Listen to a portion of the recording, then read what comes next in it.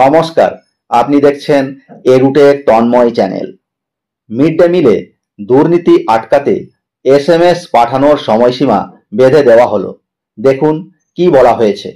বেশ কয়েক বছর ধরেই স্কুলগুলিকে প্রতিদিনের মিড ডে মিলে পড়ুয়ার সংখ্যার হিসেবের এসএমএস পাঠাতে হচ্ছে।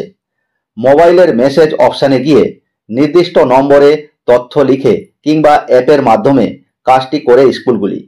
তবে এতদিন রাত 12টা পর্যন্ত সেদিনের হিসেব পাঠানো যেত। সুযোগের অসৎ ব্যবহার করার সময় পাওয়া যেত। এবারই প্রথম সময়সীমা নির্দিষ্ট করে বলে দেওয়া হলো, দৈনিক কত সংখ্যক ছাত্রছাত্রী মিড ডে মিল খেলো, স্কুলগুলিকে সেই মেসেজ পাঠাতে হবে বিকেল 4টার মধ্যে। এর পরে পাঠানো কোনো মেসেজ পোর্টালে অন্তর্ভুক্ত হবে না। মিড ডে মিল নিয়ে রাজ্যের অনলাইন পোর্টালের সিস্টেমে এসএমএস পাঠানোর সময় 4টের পর লক হয়ে যাচ্ছে। অনেকের ধারণা, রাজ্যের পোর্টাল থেকে দৈনিক মিড ডে মিল প্রাপক পড়ুয়া সংখ্যার হিসেব কেন্দ্রের পোর্টালেও অন্তর্ভুক্ত হয়। প্রায়শই অনেক স্কুল দেরি করে এসএমএস পাঠানোর ফলে রাজ্যকে সমস্যায় পড়তে হচ্ছিল, যে কারণে গত ডিসেম্বরের মাঝামাঝি নতুন শিক্ষাবর্ষে ওই সময়সীমা বেঁধে দেওয়ার নিয়ম চালুর সিদ্ধান্ত গ্রহণ করা হয়।